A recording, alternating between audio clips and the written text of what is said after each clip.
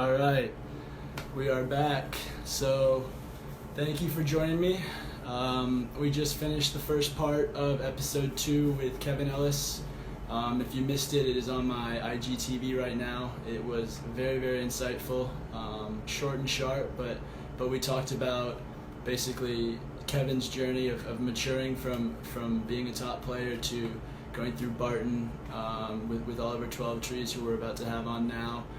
Into turning into a professional and now a father with 2 kids and a family and a role model. So it was an incredible conversation that we've started with, more of a inspirational type vibe, but now we've got Oliver Twelvetrees. So again, I must let everyone know that there could be explicit content here. Twelvetrees has no real filter, but he's one of the best coaches that obviously the NJCAA has had, and I'm sure D2 will be the same. So without further ado, here's Oliver Twelvetrees.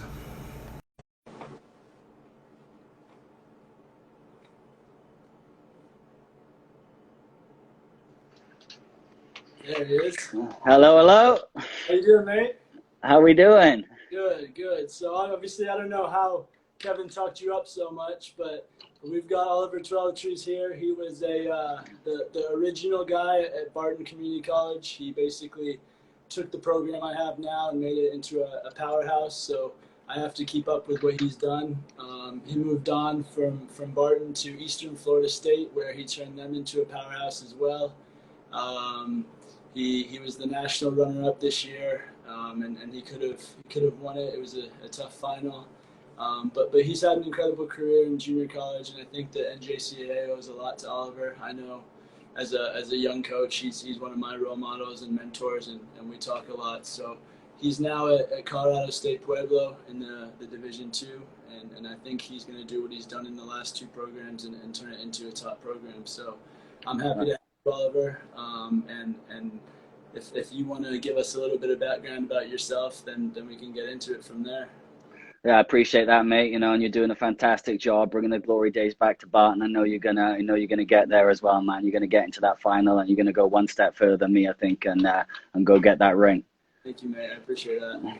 But no, obviously, my background is, figuring out I'm probably a much better coach than I am a player, and figure that out pretty quickly, and and then just I wanted to grind in the coaching world, and just work my way all the way up, really, and still going, and obviously been in junior college for 14 years, and then at Barton, which I loved every minute.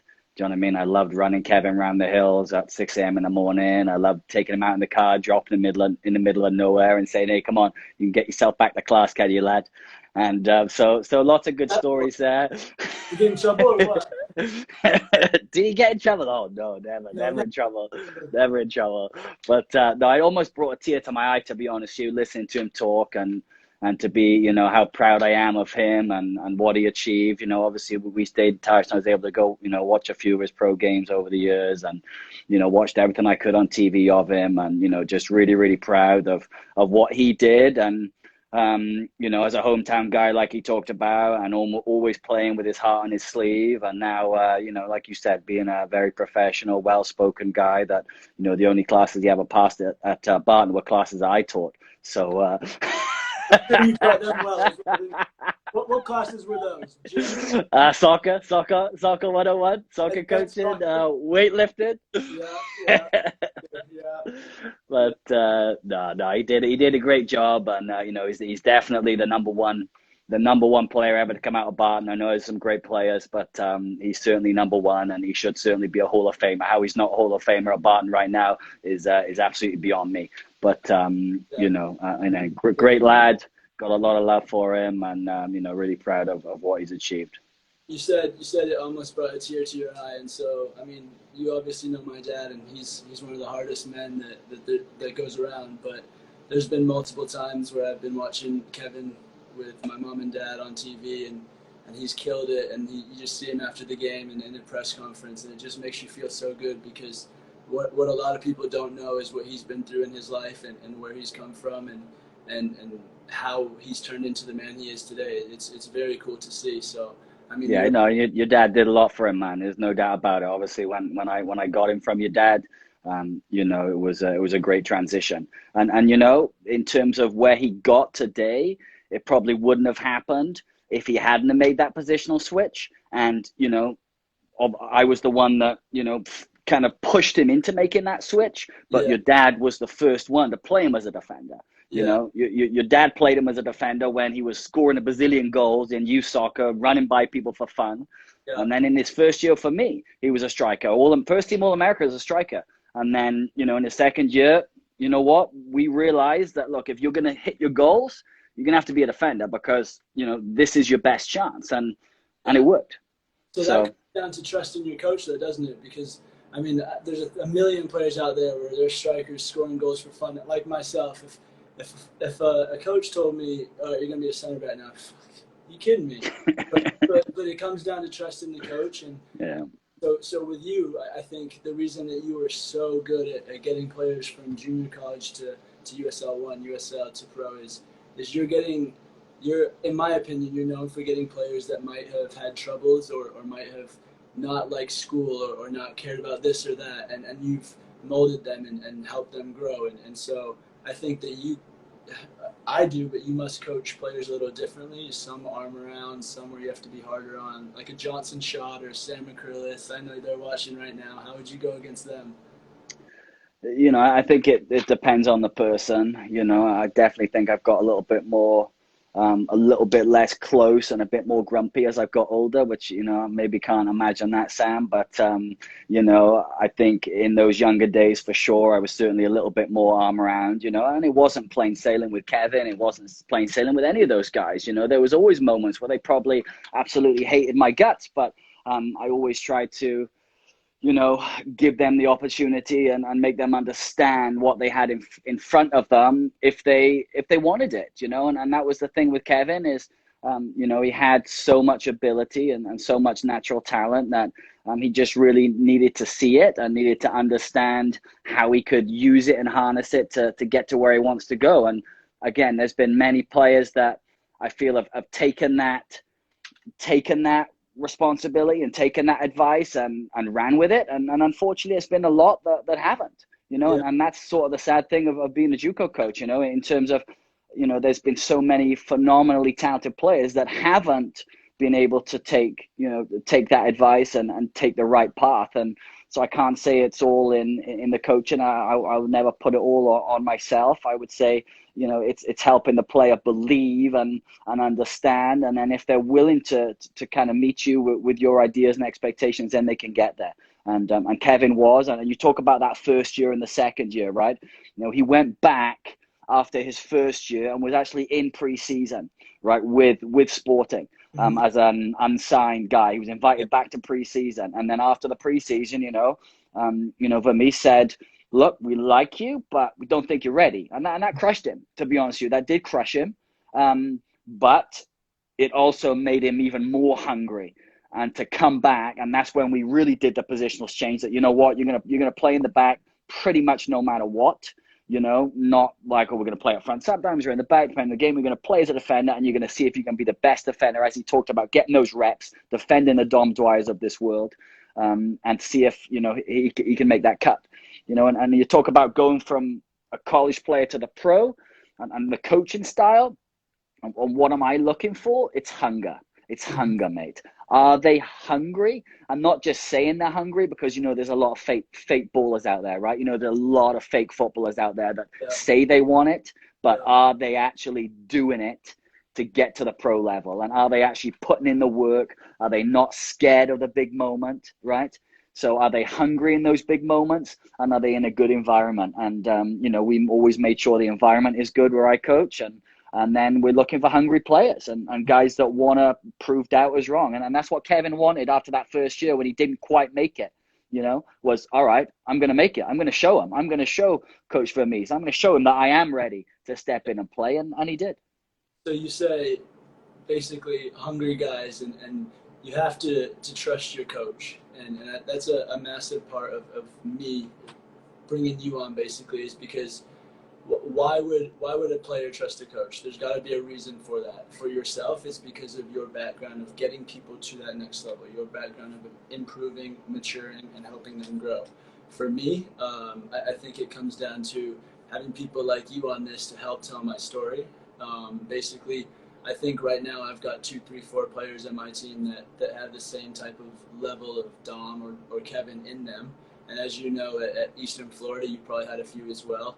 And so what I'm coming to really bring into my guys is that it needs to be a wake up, breathe it, eat it, everyday thing. And so hitting hunger on the head is perfect for me, because I think my biggest thing was teaching a lion mentality this year, where, I mean, it's a dog-eat-dog world, and like you say, everyone wants to go pro, but are you realistically good enough to go pro? And if you're not, you need to take a step back and look at yourself. And so we get into junior college again, and I think, for example, myself, I went to UMKC, and if I had gone to a Barton when they had Kevin Ellis and it was that team at the time, I guarantee that would have been a much, much higher level than a UMKC would. Yeah, and you didn't even return my phone calls. You know what I mean? That's the deal. You got to return the text, right? He was in control of all my calls. So I would go to a university, and the coach would give me an offer, and my dad would say, "No, we're leaving," and we'd be walked out. So, I mean, it comes down to trusting your coach and finding the right fit. And so for myself, I've been through it to get there, and I think bringing yourself on here to tell the story is just going to continue to motivate young people to go through the junior college, the Division II, lower Division I process to get to the next level. Yeah. You don't have to go, and a lot of people want to say on social media, "I'm going D1," and so what does "I'm going D1" mean? There's how many D1 teams would get beat by top D2 teams, by top junior college teams? You bring Eastern Florida, Salt Lake, Monroe, us, Tyler, Yavapai, and you bring that group and you put them into a conference that's lower D1, I guarantee one of us will win that conference, or at least push for it. Yeah. And so Kevin touched on it a little bit with how the quality of junior college is and the level of it. And so when you're looking at bringing a team together, what are you looking at bringing as your culture? Yeah, I probably, in going back to you guys that are making it, I think one thing that I've always done is, they'll maybe give me a hard time, some guys, in terms of, oh, well, he's your favorite, or Kevin's your favorite, or, Sam's your favorite, or, Cuckoo's your favorite, and you know what? Are they my favorites? No, but am I going to give those players that have the opportunity to make it to the top? Am I going to give them everything I have? Yeah. Am I going to be hard on them? Yeah. So yeah, I might, give them more opportunities. I might give them more chances. And, Sam McCrillis will tell you about chances. Jesus Christ. Even Kevin will tell you about chances. You know what I mean? There was moments where Kevin was driving back on I-70 saying, screw this guy. You know what I mean? I'm going home. I'm done. I'm going pro. But you know what? We got it back and we made it happen again, right? But you got to be hard on them and you got to be real with them. Even the guy that just signed for Atlanta United from me now, and we didn't always see eye to eye, but I know I made him a better player, and I know I put him in an environment where he was playing his best football, and that doesn't always come with telling them doing everything right. Yeah, and I think that's the key there, Jordan. And these guys that are playing well for you, yes, you encourage them and you're giving them encouragement when they're playing well, but you're also giving them that, look, can you do this? Can you do this? Can you do more? Can you do more? Can you be more? And that's that's important. That's really, really important. And you're doing it. Because I think, like, one of my good friends, Danny, he watched my podcast, and he said, my first one, and he said that he loved it because he felt that he could bring everything that we were saying into his real world experiences. And so what you're saying and how you're not meeting eye to eye, but showing respect, and you're going to do that same exact thing if you're not playing professional. It's how you grow as a person. And so I think what you do really well, and what goes unnoticed to a lot of people is you build better people, and you make them not just know that you're going to go out there and be all right in the world. No, you're honest and you're hard about it, and you know that, look, if you want to get it, you gotta work for it, and you gotta just put up and shut up sometimes, take some shit sometimes, and if you're gonna get there, then it's not gonna be the path where everyone on here sees that Kevin made it as a pro, but no one sees what was in between from when he was there to making it as a pro. How much did he have to mature? And I know that I'll use Damon Marcoux for example, who was at Barton. And I didn't know Damon as a person, but I knew him as a player, and he was a top-notch player. and you obviously took him over this year, and I think I saw him grow as a player, and now he's signed with a Division II team in Florida, and I think he's got a bright future ahead of him. But if he wouldn't have been picked up by a coach like you, it could have gone a different way.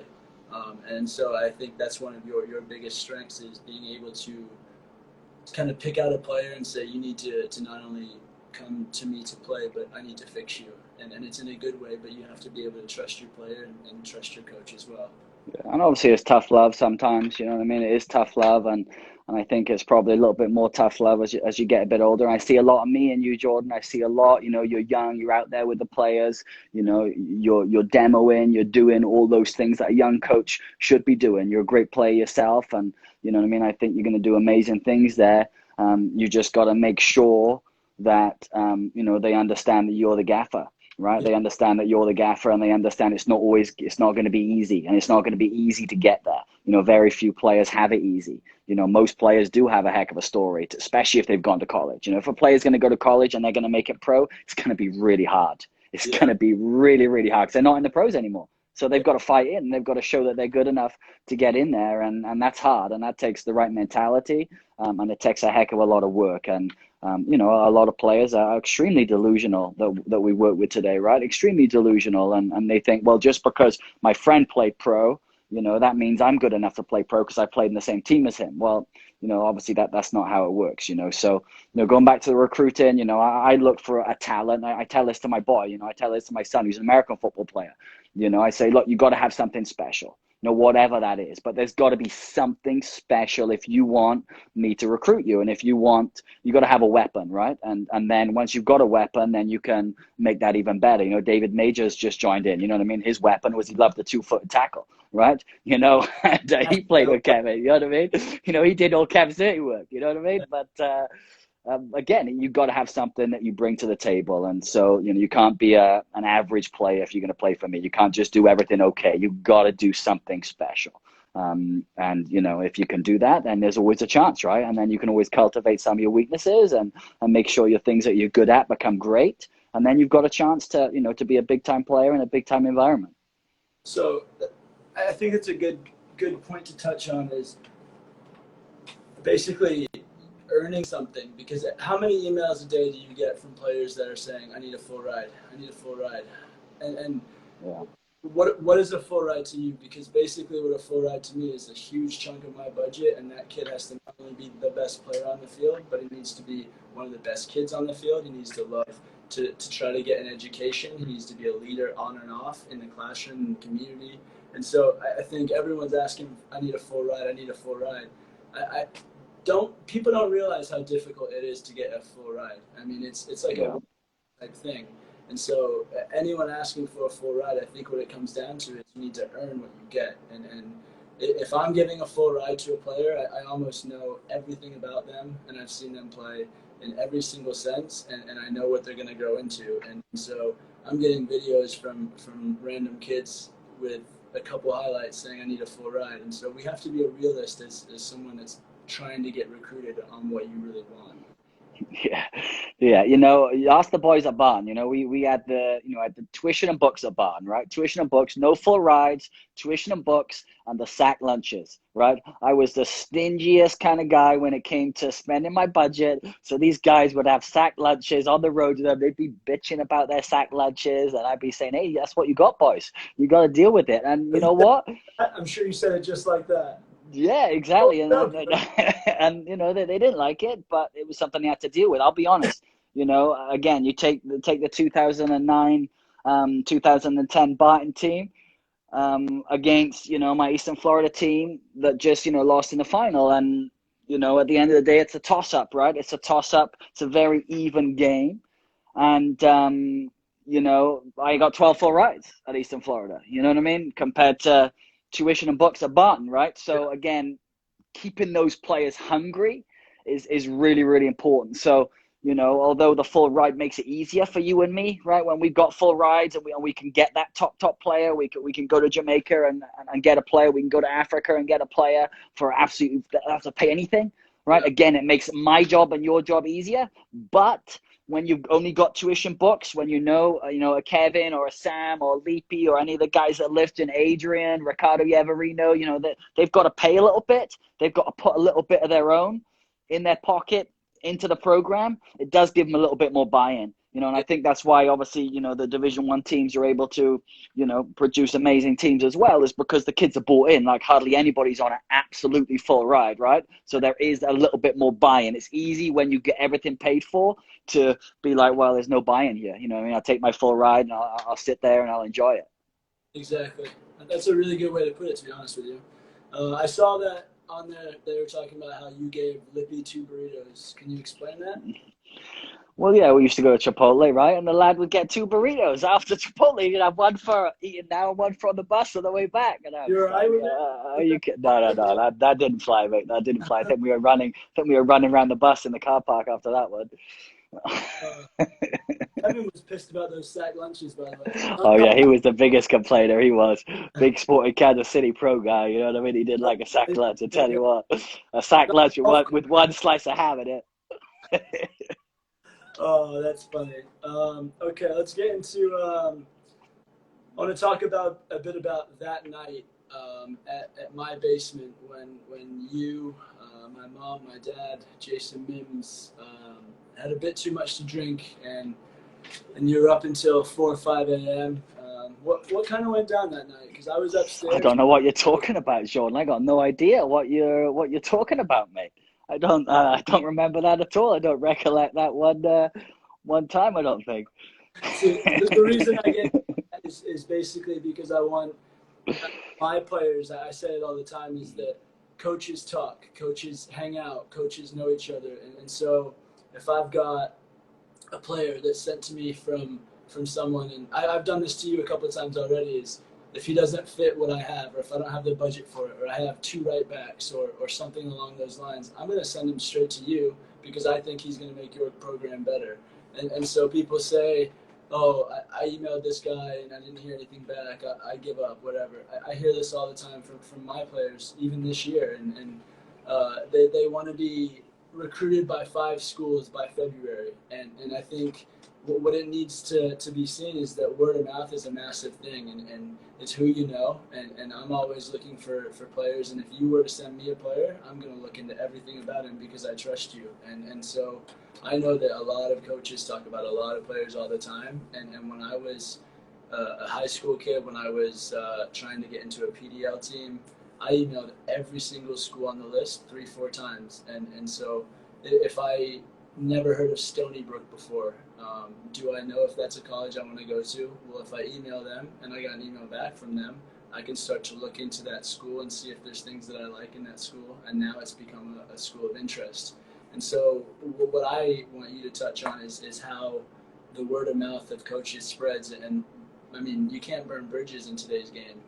Yeah, and going back to the infamous night, I think we were at a recruiting event, and me and Sean was out there as well. It was me, Sean, Mims, and I think we were at a recruiting event, and we got rained off. And so, what happens when it's a rain out, right? And again, me being able to interact with your father, he was somebody I watched on TV. I watched him score a cup-winning goal. You know what I mean? So for me, he was someone I really looked up to, and and it was a big role model for me. And I actually played with him. I came over with British soccer years ago, and we played in a game, and he was playing. He scored like a hat trick that day. It was like 100 degrees, and he was just different class that day. I came off the field just drenched, and he looked like he was just having just a walk about the park after scoring a hat trick, and he was unreal. So it was awesome to be able to hang out with him and listen to some of the stories and get to know him and build that connection, obviously on the recruiting side. And going back to your question, some of my players get mad at me sometimes because I say, look, what happens here, and what you do here, the word's out. When I talk to a 4-year coach, I tell him how it is. If I talk to a pro coach, I tell him, Harry, I'm not going to sell him a bag of goods that's not right. I'm not going to I'm going to make sure let other coaches form their own opinions with the information. So, if one of my guys has bad grades or doesn't like going to class, other coaches are going to know about it. Yeah. And you're not going to hide anything when you play for me. So, you're going to get an honest opinion of me, of you from me when I'm talking to other coaches. And I think that's what players need to understand, that everything happens. There's a reaction, right? For every action, there's a reaction. If you want to go out and have a party and not care about your football, then that's going to be the word on the street about you as a player, and you better do the business on the pitch. And so, I think that helps with, making sure players are acting in the right way and behaving in the right way, because if they care about their future, which is what we're trying to do, right? As coaches, we're trying to have them, especially in the JUCO game, understand that, look, if you want your future to be bright, then you've got to make the right decisions. Yeah. And if you make the right decisions, great things are going to happen, right? If you make the wrong decisions, you're going to find yourself, working at Pollo Tropical down in South Florida, or at McDonald's, and that's the reality for some of these guys. And, unfortunately, yeah, there's guys out there, man. There's guys out there that are phenomenal players, some of the best players out there, and they're working fast food or they're in jail. You know what I mean? And that's, it's tough, but that's the reality of the junior college world, and they have to realize that. And the quicker that you and me and other coaches tell them that, the better, because a lot of the club coaches, what are they telling them? Yeah, exactly. What are they telling them? What are club coaches telling these great players that they're getting? I mean, some of these players get big-headed for a reason, and you can kind of see why. As a college coach that's recruiting, one of the biggest turnoffs is a kid that's that big-headed. And I mean, I think now in today's day, I'm not going to call anyone out, but I think a lot of these youth academy or DA kids are thinking they're already at that pro level, and they're blowing themselves up. Yeah.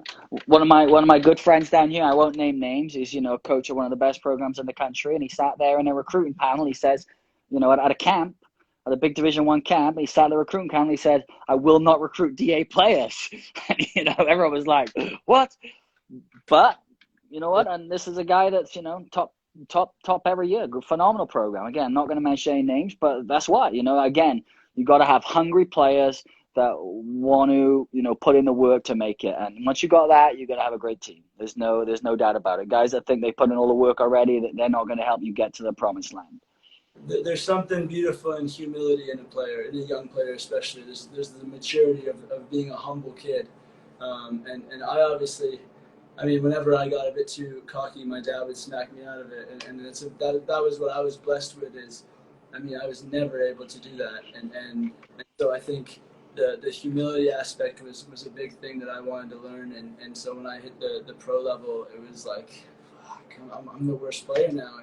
And so it was kind of how am I going to earn my way into this top level? And so you have to look back and you have to say, I'm going to be a sponge. And so I'm not playing as a striker and I want to beat this guy, but I have to look at him and I have to work with him and learn from what he's doing good and obviously make my weaknesses into strengths. And so something I tried to really do for my 2.5 years and everyone I played with is be a sponge, both good and bad, and befriend those that are basically taking my spot. I mean, Danny Koenig is a striker that was at OKC Energy and scored loads of goals when the year before I was there, and we were both strikers in a one-striker system. And I've seen so many times players don't have good relationships because you're both going for that spot and there's something about it in your head. But I think humility is the biggest thing where I had things that I was better than him at, and he had a lot of things that he was better than me at, and so we built a connection and helped each other improve. And yeah.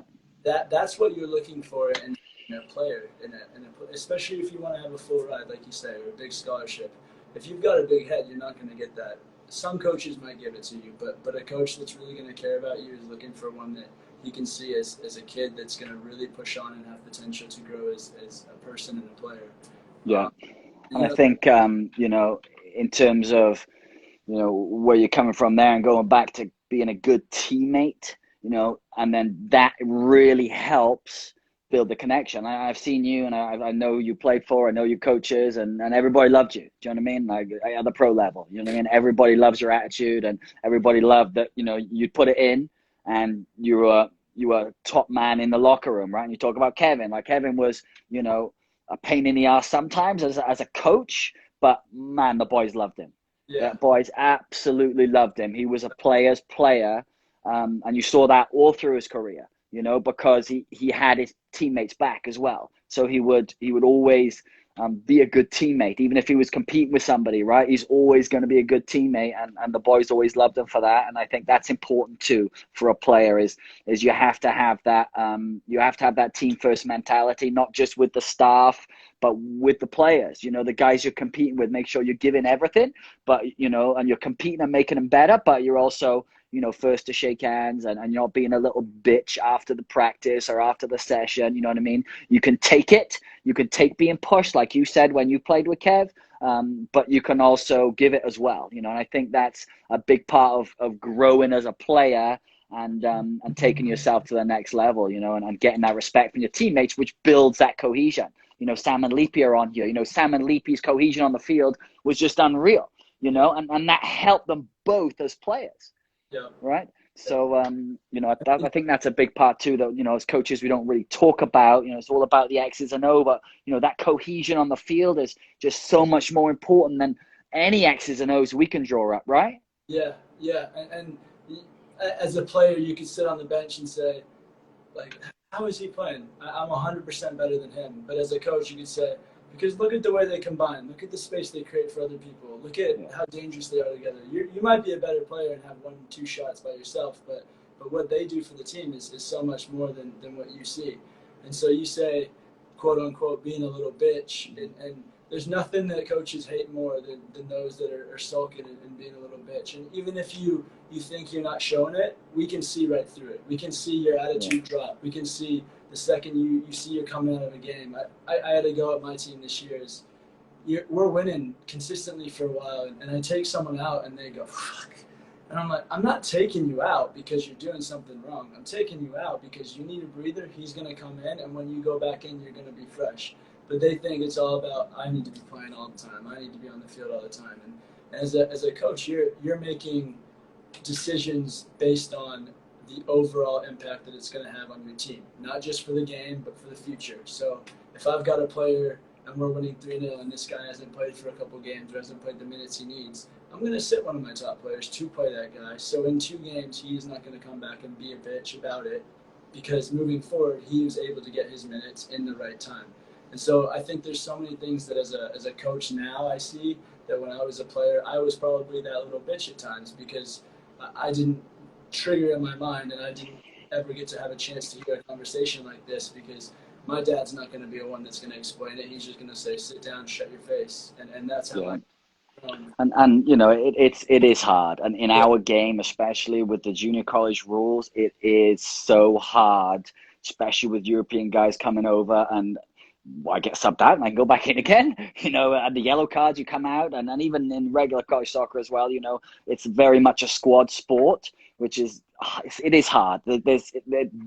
Everybody's going to be pissed off. Like you said, you're going to be pissed off if you get subbed off, and it's just trying to understand and get used to it and accept it. You're never going to like it. And obviously I've had so many run-ins with players as they're coming off the pitch, and I've been head to head with somebody, and do you know what I mean? I've had massive barneys with players, and I've done the wrong thing sometimes, for sure, you know what I mean? And reacted in the wrong time and not being sensitive to their feelings, you know what I mean? I've had guys take their shoes off at halftime and threw their shoes away at the national tournament, and, I'm just flabbergasted, at some of the behaviors, but it's an emotional game.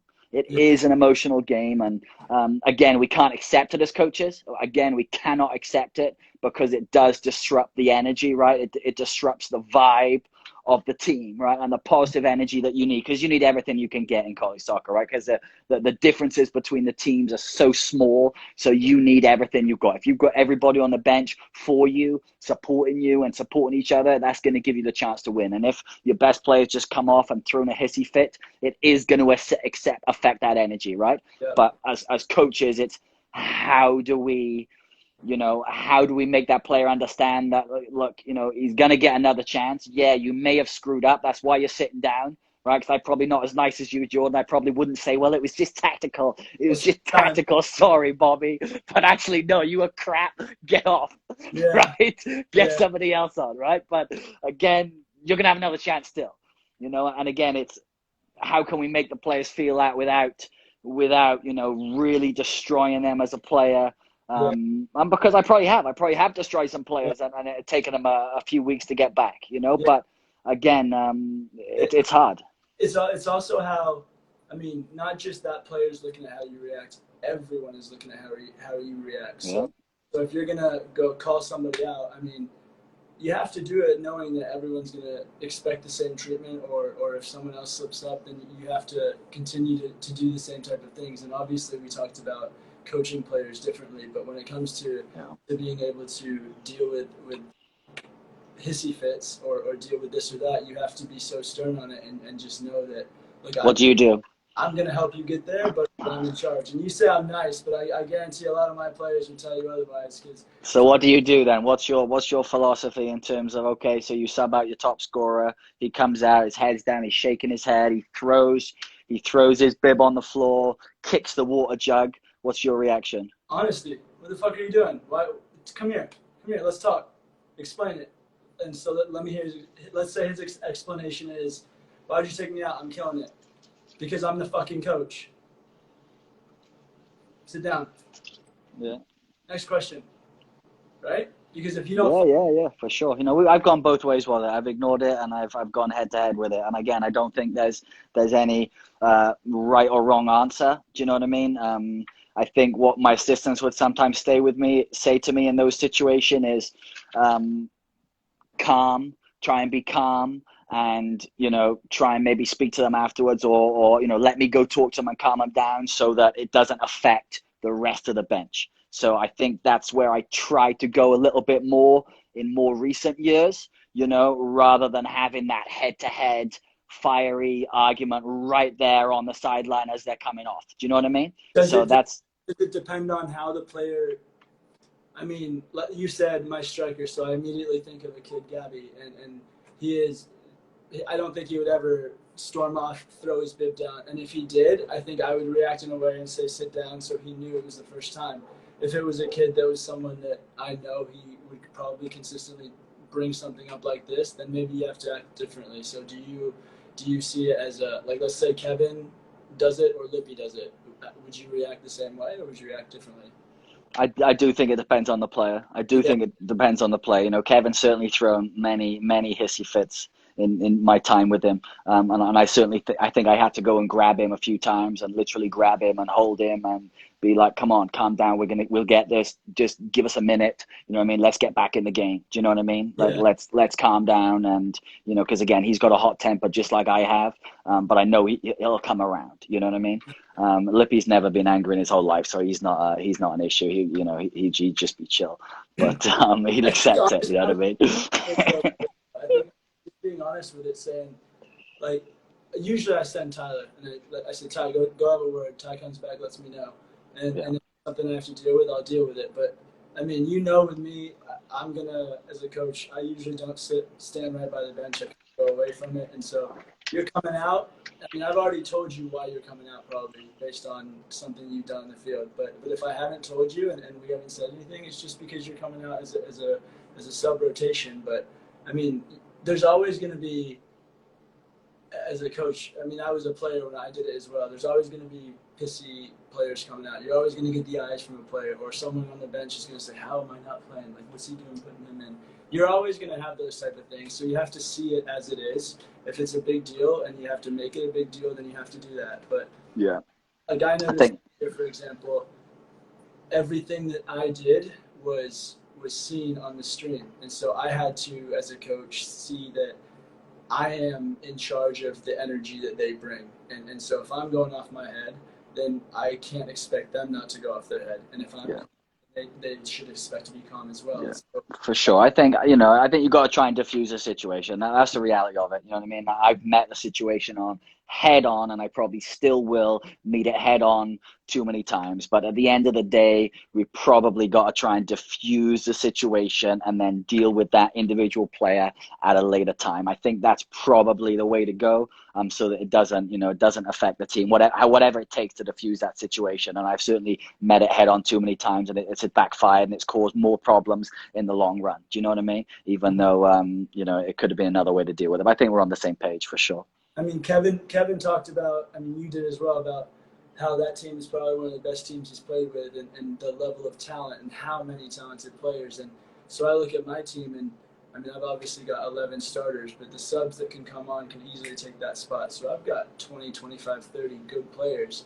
So there's players that can't expect to be playing every minute with that many numbers. And so if you want to win a national championship with a top team, you have to also be a realist and know that it is, like as we spoke before, it's a team game, and you have to take the foot off the gas sometimes and let someone else be the guy that helps the team win if you really do want to get to the next level.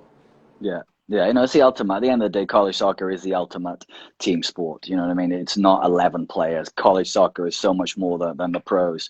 You know what I mean? It's just completely different because you do need everybody. You maybe don't need 25, but you need 18. You 100% need 18 guys that can all go in and play their role. There's no doubt about it. So would you say that you've kept most relationships from players that you've had in the past? I mean, obviously loads of them are joining in on here, but I think when I was younger, I think when I was your age, Jordan, yes. I think as you get a little bit older and the gap becomes greater between yourself and the players, it's a little bit harder. Maybe I'm just, as I say, getting a little bit more grumpy. Maybe I'm dealing with a slightly different type of player over the last few years than maybe I would have done in my younger days. You know, you are closer to the generation now, which is a little bit different. So I would say, I am a little bit more different. I am probably a little bit more distant. I do try and keep a bit more of a gap. And also when I was at Barton, I was a one-man show. And that's the difference too. Do you know what I mean? So I had to do everything. I had to be their friend and I had to be their disciplinarian, right? Whereas here I don't. I've got assistants. So I can designate and direct people to do other things. So I would say certainly, I'm probably not as close in my later years than I was in my younger years as a coach. And that is more of a conscious effort as I do have assistants as well. And I want to create a little bit more of a distance. I've molded more into management as well as just an on-field coach. So I think as you get older, that's a bit of a natural progression. And again, I'm probably just a little bit more grumpy too. I mean, you said assistants, and I mean, Tyler, my assistant, I kind of have a cheat code with him because he's so unbelievable. I mean, any of my players that you talk to will say that he's basically their go-to guy, and he does all the dirty work. And I don't get to talk about him enough and what he does for the program. And you having a one-man show, it makes it less of a coach and more of a kind of babysitter in a way, and mentor in a way, and that's something that I kind of had to find out in my first year at Northwest Tech. It was like I was more of a dad than I was a coach, and I loved it because I built relationships with players I still talk to today, and I think I've helped a lot of them grow, and they've helped me grow a hell of a lot as a player and a coach. But that was a year that was almost strange in my opinion because I felt like a therapist. I had people crying left and right. Yeah, and that wears you out, man. And it does. That's no doubt that wears you out. And you can't do that. I don't believe you can do that in junior college for a full career. I don't think you can do that 10, 20, 30 years. If you look at the best junior college coach ever, right, in Steve Clements, it's not even a doubt. Do you know what I mean? He's not a football man. He's a self-proclaimed. He's not a football man, but he's an amazing manager of people. And, I've took a lot from him from, not that we're guys that talk every day or anything, but I've taken a lot from him and how he's done things. I think that's important because you can get burnt out in the junior college game with the turnover and the players and the recruiting and just the type of personality that you have. It is different to the 4-year level or the professional level. It's also important to state the importance of having assistants because I think in America, for example, like in England, it's not even an issue. But in America, for example, I think they look at college soccer as, one guy can coach that. And soccer is a sport where you need, in my opinion, at least one, but probably two assistant coaches to be your eyes, to be the guy behind the scenes, to set up stuff. And so, I mean, I have, again, my brother, but if you're doing all the work by yourself, it's almost impossible. And I see other sports, I mean, I don't want to go into the politics of it, but other sports that have less people with two assistants, and I think college soccer in America might be looked at as, they can deal with one coach, and we've got 30 international guys that don't speak any English, and Yeah. they're not only coming to Barton, Great Bend, Kansas, and learn English, but they're trying to get an education and meet new people and play and build my environment and my culture and win a national championship. And so, I mean, if I didn't have Tyler, I'm crumbling.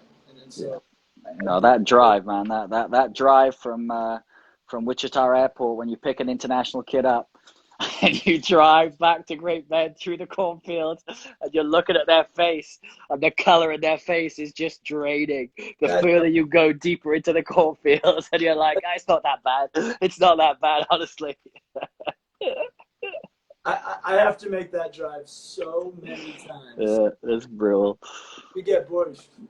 But, I mean, see, again, I think I have a little different experience than everyone else because last year I was at Northwest Kansas Tech, which they closed their program, and you go from picking them up in Denver, driving 3 hours back to Goodland, Kansas, and the whole way you're just going away from the city, and then an hour you see literally nothing, and then you pull up to the campus of 4 or 5 buildings, and I just see all my international faces go. And so, I mean, Great Bend, I think we get here and we drive past our pitch on that road, and we've got a beautiful pitch, a beautiful setup. And for me, I'm more of an optimist. And so I got here and I saw the facilities, and I was knew I could be successful. Yeah. I just got the mentality of this 2 years is what's going to get you to where you need to be. And without the 2 years, you're not getting there. So look at it as that, and let's grow together. You know what I used to do? I used to be like, all right, this is your prison sentence, lads. You've been sentenced to 2 years hard time with Coach Trees. If you can get through this, you're going to make it. Yeah. You know what? And some of the players wouldn't get through it. But the guys that did make it through it, you know, especially out there in Great Bend, especially we were on the grass before they built the turf field, when we were way down in the grass. Yeah. And I tell you what, I could tell you some stories because we were away from everybody, right? There were some things down there that could never repeat. I probably almost killed about 10 players down there. But, you know, they survived just about. And, you know, I would look around and say, look where we are, guys. We're in the middle of a cornfield. Like guys that had big egos. Look where we are. We're in the middle of a cornfield.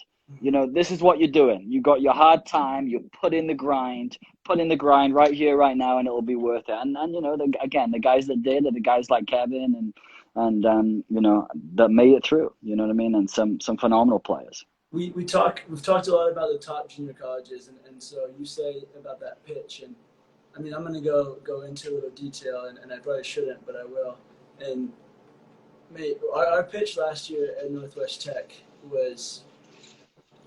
We had a kid break his ankle because he turned it on the grass. And so you look at the top junior colleges and the level and the facilities that we have is again, I'm blessed to have that. But then you look at some of these other junior colleges and the lower levels and what they're playing on is brutal. I mean, I have a video right now of our training pitch last year, and it was we weren't allowed to play on our game pitch because someone might break an ankle, I guess, even though they did. But our training pitch was the size of probably 30 yards by 40 yards, and it was as bad as the game pitch. And we didn't have, I mean, I can't train. How do you train 11 players, 11 aside, to be in a game situation where you don't even have a half of a field, and the ball rolls and you can't focus touch? I mean, I was there training with them, and there's no chance. And you can ask Mike Brown. He came out here for the last game of the season, and me and Ty were looking at it, and this is a team that's number 5 in the country or whatever, and we're probably one of the worst in the country. And so we're thinking, okay, how are we not going to get smashed here? And we look at our pitch, and we say, well, we're going to pack it in, and we're going to use this to our advantage. We're going to kick the ball long every time, and it was 1-1 till the last minute, and they got a goal. They won 2-1, won the conference. And don't get me wrong, they were 1,500 times better than us, and we should have never been in the game. But I talk about that because the level of our field was scandalous, and I know there's a few others in the junior college that have the same type of thing. And so how is someone supposed to grow at that? So you have to really research where you're going, look into the background. Do you really want to do this, you know? You do, but then, you know, you can also use it, like you said, use it to your advantage. And, you know, wherever I go, I try and you know, create something to our advantage. You know, Eastern Florida, it was difficult because you know, we obviously had the best facilities in the country, right? And, you know, anybody could come in and be successful here because our facilities are unreal. But you know what you try and create is another dynamic. All right, so our situation, what we created, the mentality was everybody hates us. Everybody hates us, and they did, because everybody's jealous of us, so everybody hates us. So you know what, we're going to use that as motivation, and we're going to be the bad guys, you know. And we're going to use that to get better every day, to make sure that we continue to be the bad guys that everybody hates, because we're better than everybody.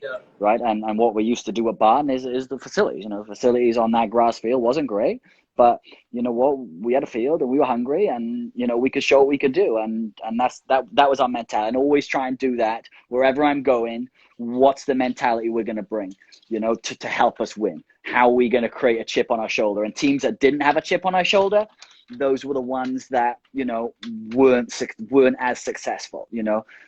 So again, you got to, as a coach, find a storyline, if you like, with the team, so that it bonds, whether it's with you or whether it's against you, right? Whatever it is, but what's their storyline to make them even hungrier than they think they are to go out and win games, you know? And again, it might not always be with you. It might be, well, we're going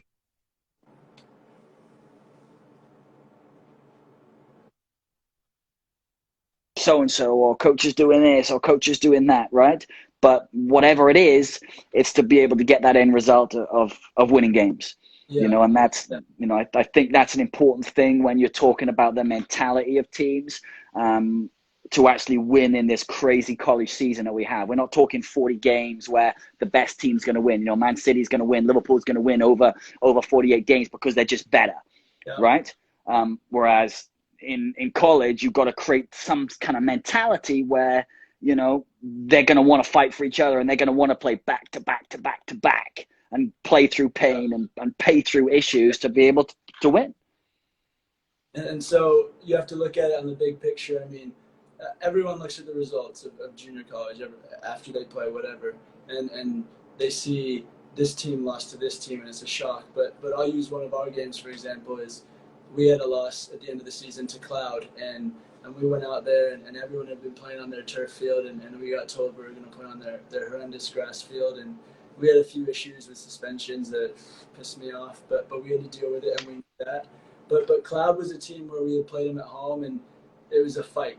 It was just a fight between them and us, and that's how they played, and we got punched and whatever. And so we knew it was going to be the same type of situation, and they ended up beating us 1-0 in the last minute, and it was another fight, and one of the most annoying games I've ever coached. But people are looking at the score sheet and saying, oh, number 5 Barton lost to an unranked Cloud. How does that happen? It happens because there's these little rivalries between conferences, because you're playing 2 times a year every year. And so that can happen. Any team can lose to any team on any given day. And so for me, you can go from 5th to 12th in the rankings just for losing one rivalry game against a close opponent. And so it's a dog-eat-dog world, and you have to come and play every single day in junior college. Yeah, but the conference games are the fun ones. There's no doubt about it. They are fun, and you know, we have to go down at Eastern Florida. We have to go down to Miami, you know, and we play Daytona and we play ASA. And I'll be honest, and the boys will say this as well. You know what I mean? It's hard, and it's some of it's not football. Some of it is so far away from being football. It's, you know, can you get pressure on the ball? You know, can you get numbers behind the ball, and you know, can you take your chances on your set pieces, and can you be clinical? And you know, it's you know, and again, it's tough sometimes because it's not, you know, it's not exactly, you know, what you want to do. You want to create an amazing football team that keeps the ball and plays beautiful football that you see in the Premier League. But, you know, college soccer is far from that. And I think a lot of college coaches that aren't successful, all right, and again, there's a lot of phenomenal college coaches, but there are quite a lot of college coaches that maybe still are focused on playing the perfect football. And, you know, as you said, there's too many games which it's not about that perfect football. It's about doing the basic things right, that, you know, that me and you were probably, you know, brought up with your dad's games, and how your dad played, and what, you know, that, you know, are gonna win the game, you know. And it might not be perfect, but then there'll be other games where you will be able to turn it on, you know, in a national tournament for us, right? So, you know, we played 2 games, 1-0, Pima, last minute goal, great assist from Aiden, and then goal by Levante to win it, golden goal. It wasn't a great game, but we kept a clean sheet. The second game, Essex, we scored early and then just pretty much hung on. And it wasn't pretty, right? The first two games was not pretty. And then, I'll be honest, a lot of scouts watched those first two games and they were like, Eastern Florida, this guy's not good enough. This guy's not good enough. And I knew they were good enough. It was just an ugly game. And we were on turf. Yeah. But then, the semifinal, we were on grass and we were able to let loose and we were able to relax and we tore them apart. And we played brilliant, and because it was a different game, where we were able to get the ball down and play, so again, a different game does spell for different tactics and a different way to approach it. But, so many of those conference games, you have to just go into it with a mentality that this is a battle and we have to win first and second balls and we have to be really hard to beat. And that's where you have to be. Otherwise, you're going to lose. I think you touched on that. And I think that, I don't want to toot our own horns, but I think that's what makes us successful coaches is because we're able to adapt to the situation. And I'm sure you do as well, but I do scouting report for every single team, and I know every single player. I know how they play. And so if my guys can't adapt to a different playing style, then how are they going to be able to adapt moving forward? And so how, as you say, it's look, I've had times where I've had to put my arm around a player that I love and I know he's going to be a top guy and say, look, we're not going to be able to play the way you play today, and your minutes are going to be pretty low. And it's not because I see you as a player that can't do it, but you're going to get crushed out there with how you play. You're a dribbler, and you're playing a team that's just going to crush you, and it's not going to help us as a team, so you have to know. And it's the ones that can take that on the chin and say, all right, or the ones that can say, well, I'll change the way I can play today. And if you've got a guy that that can change the way he can play based off of what you need to do on that day, you're going to have a hell of a player. I use one of my guys. I can put him on the wing, up front, as a 10, anywhere I want. And I sometimes do that based off of what we need on the day. And I think, what you've said right there, which is, really going to help you is making sure those players are clued in of what's going to happen. And again, that's probably been something that maybe, I look back on a game or look back on a season, maybe I didn't communicate that clearly. And that, caused problems in the long run. You know what I mean? Maybe I didn't communicate exactly what you said about, look, you're going to have to, this game isn't for you, right?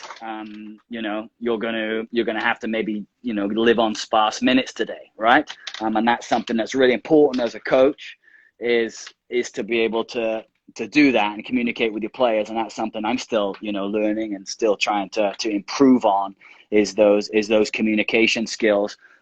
Whereas, I'll make that decision, right? And that you've come up with as well. Yeah. But maybe I don't communicate that well enough to that individual player. So I think that's a really good trait, Jordan, in terms of, making sure those players going into those games. Okay, we cut out. We have 1 minute and 45 seconds remaining. I'm not sure if Oliver is cut out or not, but we'll wrap this up as we go. Oliver, if you can hear me, I just want to say thank yes, you mate. so Can much. you hear me?